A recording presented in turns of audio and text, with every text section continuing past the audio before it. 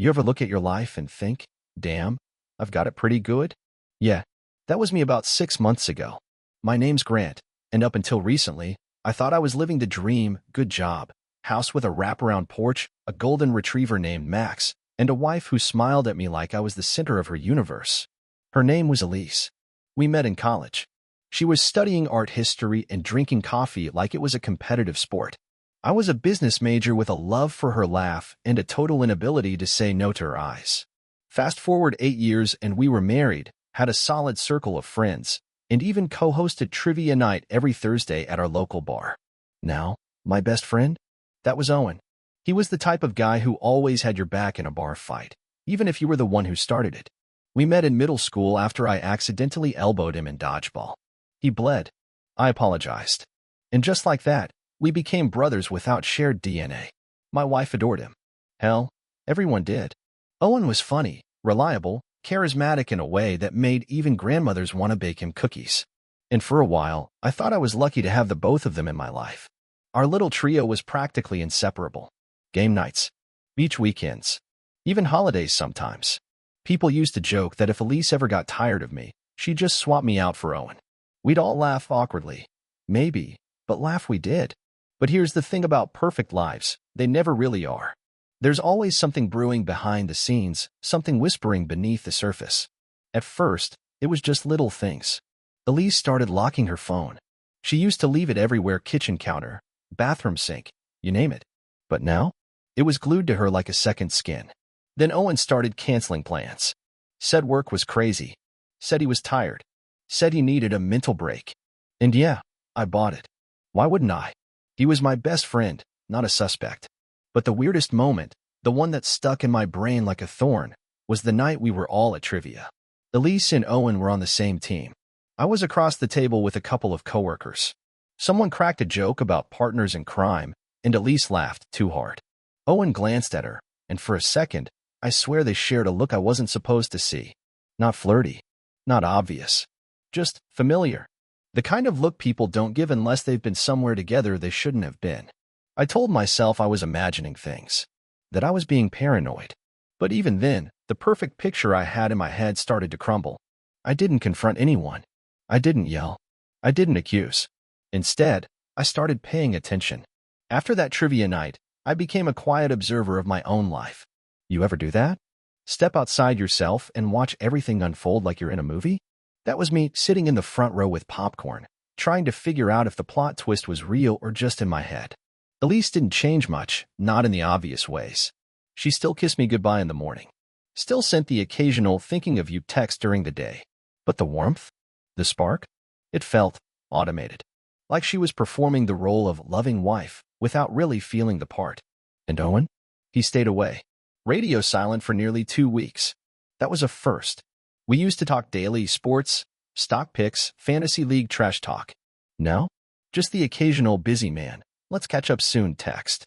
Generic enough to be innocent, but just off enough to leave a bad taste in my mouth. Then came the glitch. One Saturday morning, Elise said she was heading to a yoga class. Fair enough. She'd been getting into the whole soul-centering thing lately. But she left her water bottle on the kitchen counter, something she never did. And when I picked it up to take it to her car, I saw her phone still sitting in the passenger seat, screen up, buzzing with a text notification. From Owen. Now, I know what you're thinking. Grant, it's just a message. Don't jump to conclusions. And you'd be right. Normally. But this one wasn't just a text. It was a photo. I didn't open it. Didn't need to. The preview showed enough. Her. Elise. Smiling in a mirror I didn't recognize, in a room I'd never seen, wearing a sweater I didn't know she owned. And Owen's name at the top. I stood there, in the driveway, phone in one hand, water bottle in the other, heartbeat echoing in my ears like war drums. But I didn't blow up. Didn't run inside. Didn't scream. Instead, I walked back into the house, sat down, and stared out the window for a long time. Max laid his head on my foot like he knew something was off. Good dog, that one. Better than most people. I didn't confront Elise. Not yet. I needed more. Needed to know for sure. Because what kind of man ends a marriage over a hunch? Even if that hunch is screaming at him like a fire alarm. That night, I texted Owen. Me. You good, man? Feels like I haven't seen you in forever. It took him 30 minutes to reply. Owen, Yeah, just work stuff. Been slammed. Miss you, bro. We need a beer soon. I stared at that message for a long time, my thumb hovering over the keyboard. My best friend. My brother. I didn't reply. I didn't need to. I didn't sleep that night. Not a wink. I laid there beside Elise, staring at the ceiling, listening to the rhythm of her breathing, calm, content, like she hadn't just become a suspect in the crime scene that used to be our marriage. Funny how betrayal doesn't shout. It whispers. In glances. In absences. In text message previews that arrive just a little too conveniently. The next morning, I did what any rational man on the edge does. I started investigating. Politely. I told Elise I was meeting my buddy Chris for a coffee. There was no Chris. I drove to a parking lot 2 blocks from Owen's place, put my car in park, and waited. At 8:17 a.m., Elise's silver SUV rolled up to his building. No yoga mat. No gym bag. Just her and a grocery tote slung over one shoulder. She punched in the code. Walked in like she owned the place. Like it was routine. I stayed there for 3 hours. Didn't move. Didn't flinch. She came out at 11:32, sunglasses on, hair in a ponytail now, smiling at her phone. When she got home, I asked her how yoga was. Good, she said, reaching into the fridge. New instructor today. Killer stretches. I nodded. Yeah? Did they teach betrayal poses? Downward backstab. She froze mid-reach. What? I didn't answer. Just looked at her until she turned away. She knew. And I knew she knew. But neither of us said a word. 2 nights later, I got the final confirmation in the most poetic way possible. Max and I went for a late walk. Clear skies. Cold air. My boots crunching on the gravel felt louder than usual. When I got back, Elise was asleep on the couch, half a glass of wine next to her and her phone face up on the armrest. Unlocked. Either she trusted me too much or she forgot that some men stop being polite when they stop being lied to. I opened the messages with Owen. And there it was. Weeks of them. All right there.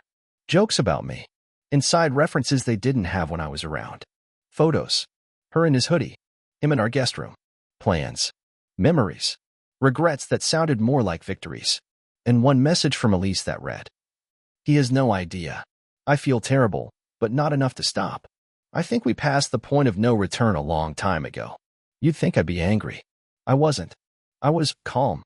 Because now I knew. This wasn't a misunderstanding. This wasn't a one-time mistake. This was architecture. Carefully constructed betrayal, brick by brick, built by 2 people who used to claim they loved me. And if Elise and Owen thought they were in control of the narrative, they were about to find out.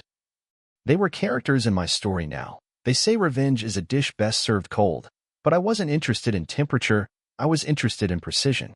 You don't throw a grenade when a scalpel will do. And after reading those messages, after seeing the months of smiling lies and shared secrets between my wife and my best friend, I didn't want justice. I wanted a performance. A finale. Something they'd never see coming. The next morning, I got up early. Elise was still sleeping, spread across the bed like she hadn't just detonated our life with a smirk and a thumbs-up emoji. I made coffee, fed Max, and pulled out my laptop. First step? Play dumb. I sent Owen a text. Me. Hey man. Finally free this weekend. Want to hit the lake one last time before the weather turns. It took him 6 minutes to respond. Owen, absolutely. Just like old times. That reply? It was the first time I smiled in days. For the next 2 weeks, I laid low. Acted normal. Elise even started being affectionate again. Like some part of her believed maybe, just maybe, she'd get away with it and life could go back to normal. But me? I was busy rehearsing. I found an old box in the attic with photos of me and Owen, middle school, to present. I pulled out one of us at my wedding. He was my best man, grinning ear to ear, handing me the ring I didn't know he'd one day help destroy. I burned the photo, not out of anger. Just ceremony. Something symbolic to say, you're not that guy anymore. The lake trip was my idea.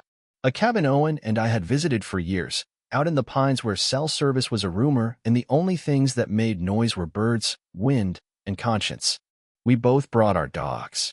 We both brought beer. We both pretended like nothing had changed. Owen looked relaxed that weekend, like he thought the danger had passed. We grilled steaks, watched the fire crackle, and talked about football like we weren't sitting on a landmine. You know, Owen said on the second night, tossing another log onto the flames, I miss this. Just the 2 of us. I nodded slowly, my beer untouched in my hand. Me too. I said it with a straight face. He never noticed the camera in the corner of the room, an old GoPro I'd mounted earlier, hidden in plain sight on a shelf full of camping gear. It blinked red once, then disappeared into the shadows. We stayed up late, talked about life. I let him talk. And oh, did he talk? He mentioned Elise, casually. A comment here, a name drop there. Nothing incriminating, unless you were listening closely. I was. The next morning, while he was out walking his dog along the trail, I retrieved the footage and packed the rest of my things. When Owen came back, I told him I had to leave early, family emergency. He offered to come with me. I told him not to worry. He believed me. People always believe the version of you they need to. Back home, Elise was in the kitchen, making pancakes like betrayal hadn't been her weekend hobby. She kissed me on the cheek. I flinched. You okay? She asked. Just tired, I said. The trip was good. She smiled. Glad you two got some time together. I bet you are. I went upstairs. Uploaded the footage. Labeled it something harmless like Cabin Memories 2025. Then I waited. The final move wasn't explosive. It was surgical. I invited everyone to dinner the following Friday. A little thank you gathering, our closest friends, a few coworkers, even Elise's parents. Told Elise I was feeling sentimental. Told Owen I had a surprise for him. Elise wore a dress I hadn't seen in months. Probably something she'd worn for him. She looked radiant. Guilt glows in some people. The guests arrived. Laughter, wine, small talk, and candles. I stood at the head of the table, tapped my glass with a fork. I just want to say, I began, smiling at Elise, that I feel incredibly grateful tonight. Life doesn't always go how we plan, but sometimes it teaches us what we need to know. A few polite nods. Someone clinked their glass. So as a thank you to two people who've been especially close to me this year, I continued, I made a little video. Just some memories. Good times. I grabbed the remote. Hit play. The TV blinked to life. At first, just grainy footage of the lake. Owen tossing a stick for his dog. Me flipping a steak. Then, the conversation. Owen's voice, clearly audible. You know, I think Elise is actually better at pretending than I am. Followed by a laugh. Mine. Then another line. You think he suspects? Silence. Then my voice. I don't think he wants to. Yet. The room turned to stone. Forks froze. Breaths caught. Elise was staring at the screen like it had betrayed her too. I hit pause. Let the silence stretch until it could barely hold its weight. Then I spoke, calmly. Surprise. I didn't yell. Didn't scream. Didn't throw a single dish. I just walked over to Elise, pulled off my wedding ring, and set it in her wine glass with a soft clink. You two deserve each other, I said. I turned to the room, gave a slight bow, and walked out the door. Max followed me. That was a week ago. I've had better days, but I've had worse too. I've got a lawyer now. I've got closure. I've even got a new playlist, mostly angry 90s alt-rock. But hey, healing's personal. As for Elise and Owen, I imagine the air's a little colder in their world now. Hard to stay warm when your cover's been ripped clean off. The funny thing about blowing up your own life? The silence that follows. It's not the kind of silence you get in a library or a quiet park. It's denser, heavier. It settles in your bones and hums, reminding you that there's no going back. That next morning, I woke up in my brother's guest room, Max curled at my feet, snoring like betrayal hadn't just introduced itself over dinner. My phone lit up on the nightstand. For missed calls from Elise. 2 voicemails. One long, desperate text that started with please and ended with you didn't have to do it like that. I didn't reply. I just scrolled back to the photo I took of my wedding ring at the bottom of her wine glass. A little reminder, you don't get to cheat and still control the goodbye. The days that followed? Eventful, to say the least. Owen called too. Repeatedly. I didn't block him.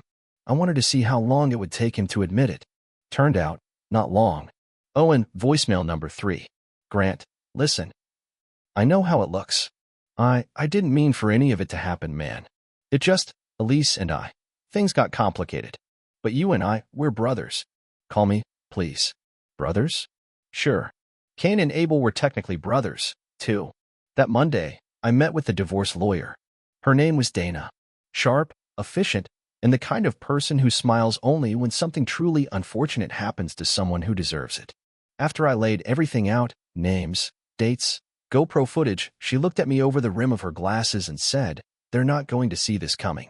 Good, I said. That's kind of my theme lately. She nodded once.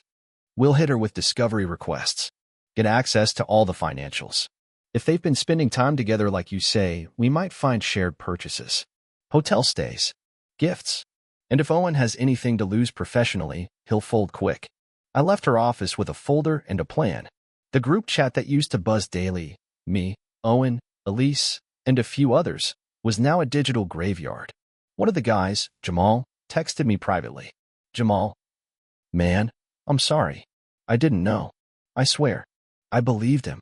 He was the kind of friend who brought chips to every cookout but didn't ask whose house it was. Oblivious, but loyal. Me. It's all good.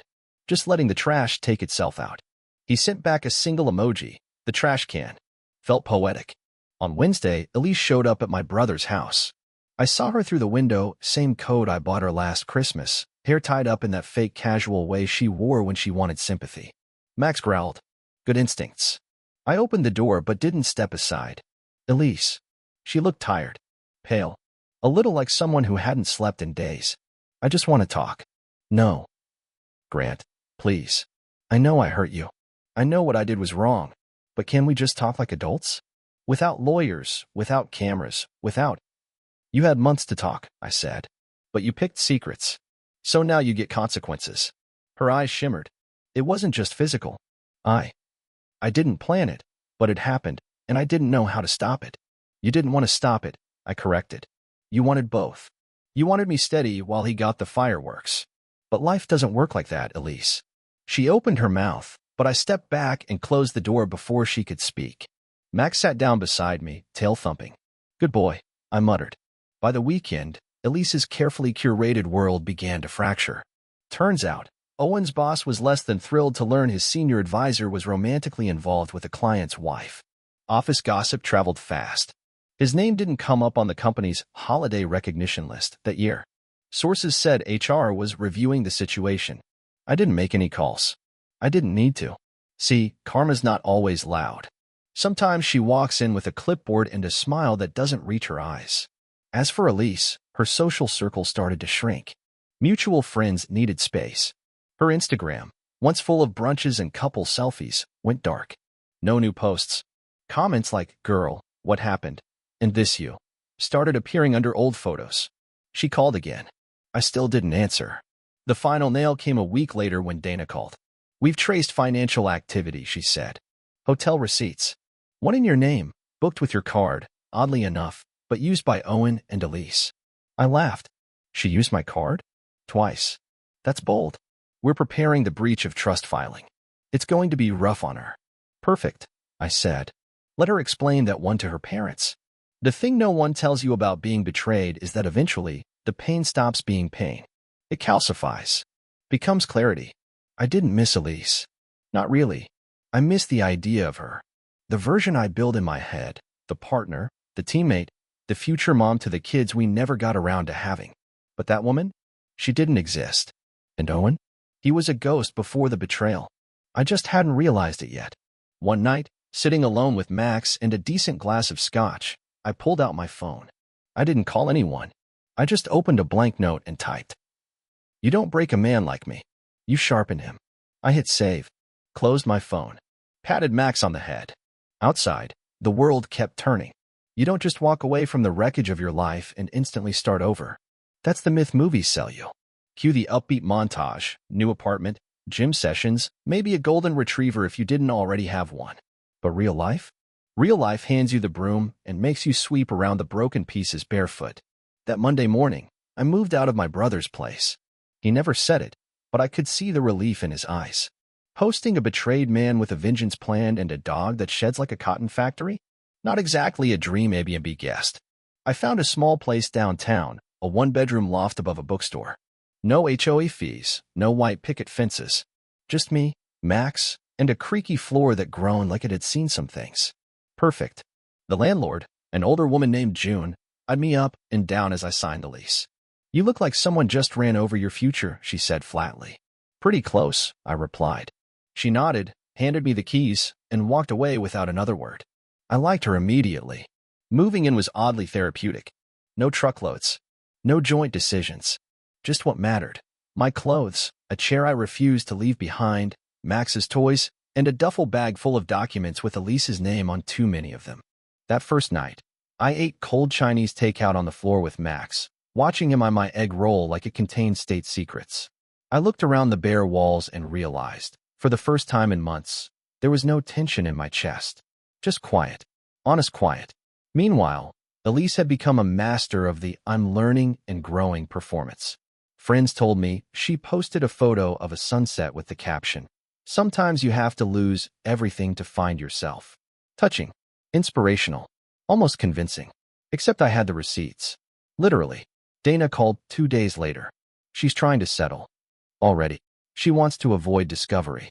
She knows we've got her pinned. I stared at the exposed brick wall in my living room. Tell her I'll consider it. After she admits everything in writing. Legally. No, I said. Personally. That Sunday, I got the email. Short. Direct. Typed. Not handwritten. Which told me she still didn't get it. Grant. I was wrong. About everything. About you. You didn't deserve what I did, and I'll regret that for the rest of my life. I let someone else convince me that what we had wasn't enough. That's on me. You don't owe me forgiveness. But I wanted you to hear me say it. Elise. I read it 3 times. Not because I needed clarity, but because I wanted to make sure there wasn't some twist buried between the lines. There wasn't. It was honest for once. Maybe even sincere. But it didn't change anything. I forwarded the email to Dana with one line. Proceed. Over the next few weeks, something strange happened. People started reaching out. Old friends. Even some of Elise's. Not out of pity, but quiet solidarity. Man, when I heard what happened, I didn't know what to say. Honestly, I always thought something was off about her and Owen. I've been there. Bro took me 2 years to bounce back. You're handling this like a champ. I didn't correct them. Didn't tell them about the nights I sat staring at the ceiling, wondering what version of me let all this happen. I just nodded. Thanked them. And slowly, I started to feel less like a victim and more like something new. Not whole yet, but under construction. Then one night, I ran into Owen. Wasn't planned. Wasn't dramatic. I was picking up dinner at a local barbecue spot. He walked in, looking thinner, paler. Like the weight of what he'd done finally showed up in the mirror. He froze when he saw me. Tried to play it cool. Hey man. I looked at him. Just looked. Grant. Listen, I've been meaning to. I cut him off. Don't. But I said don't. He nodded, swallowing whatever speech he'd rehearsed. I grabbed my food and turned to leave. But before I walked out, I looked back once. You lost more than me, Owen. You just haven't felt it yet. And I left. Weeks passed. Then months. The divorce finalized. The property split. Dana called to say Elise agreed to keep her name off the cabin. I smiled at that one. Let her find somewhere else to hide when the guilt comes knocking. Eventually, I got a new job offer, one I didn't expect, from an old friend who said he'd followed everything from afar. A startup needed a COO. Someone level-headed. Someone who understood what it meant to rebuild. I took it. New city. New space. New rules. Max adjusted like a champ. Dogs don't need closure. They just need consistency. I admired that. One night, a few months into the new gig, I sat on my balcony watching the skyline flicker to life. A neighbor's dog barked in the distance. Somewhere down the block, music played softly. Old jazz. Maybe Coltrane. I sipped whiskey and opened a notebook. At the top of the page, I wrote, "What comes after the storm?" Underneath it, I scribbled, "A man who knows his worth and doesn't rent it out to liars." Then I closed the notebook. Patted Max on the head. We sat there a while. No need to rush the healing. We were already on our way. You don't realize how much your life was built on habits until they're gone. Saturday morning pancakes with Elise. Gone. Double date nights with Owen and whoever he was charming that week. Gone. Sunday evening grocery runs where we argued over almond milk brands. Gone. At first, the silence felt like peace. Then it felt like a challenge. Who are you when no one's asking what's for dinner? When no one texts, "Where are you?" because they stopped caring months ago. Turns out, I'm the kind of guy who reorganizes his closet at 2 a.m., takes up boxing at 37, and actually reads the terms and conditions on a credit card offer. Because when the distractions are gone, all you have left is yourself. And if you're lucky, really lucky, you realize that's enough. 6 months after the divorce, I got invited to a dinner party. A friend of a friend. I almost didn't go, thought about sending a polite excuse. But something inside me whispered, You've been hiding long enough. So I went, threw on a blazer, brought a decent bottle of wine, tried to remember how to make small talk that didn't involve lawyers or betrayal. She was there, not Elise. Her name was Lena. Witty, sharp eyes, the kind of laugh that didn't ask permission to fill a room. We ended up talking for 2 hours straight. Not about trauma, not about exes, about music, books, the weirdest things we've ever eaten. Hers was fermented shark in Iceland. Mine was gas station sushi, no regrets. At the end of the night, she said, "You seem like someone who's been through something." I smiled. "You could say that." "Still," she added, "you carry it well." And just like that, something I thought was broken started to flicker back to life. A year to the day after Elise's affair exploded into view, I got a letter. Handwritten. No return address, but the handwriting was unmistakable. It wasn't long. Just 2 pages. Elise said she was moving to Seattle. Starting fresh. Said she and Owen had tried, but nothing built on lies ever stands. She apologized. Again. Said she hoped I'd found peace. That she wouldn't contact me again, but she wanted to leave me with this thought. You didn't lose me. You lost a version of me that was never really yours. I lost the version of you who would have forgiven me. She was right, in a way. The old me probably would have tried, would have begged for counseling, would have played martyr. But the new me? I folded the letter, put it in the drawer, and let the past stay where it belonged, behind me. People always ask if I ever got revenge. If I smashed Owen's car, posted screenshots, called HR at his job. No, that kind of revenge is loud, messy, satisfying for a second, but hollow when the adrenaline fades. You want to know the real revenge? I lived well. I healed. I got stronger. I stopped needing apologies and started needing purpose. Elise lost a man who loved her even when he shouldn't have. Owen lost the only friend who ever trusted him completely. And me? I gained something priceless. Clarity and peace. Now, when I walk into a room, I don't carry shame. I carry experience. People ask how I stayed so calm through all of it. The answer is simple. Because I knew one thing they never saw coming. I don't break. I build. And what I'm building now, it's mine. Built from the ground up. No secrets. No shame. No Owen. No Elise. Just me, a loyal dog, and a future that's finally honest.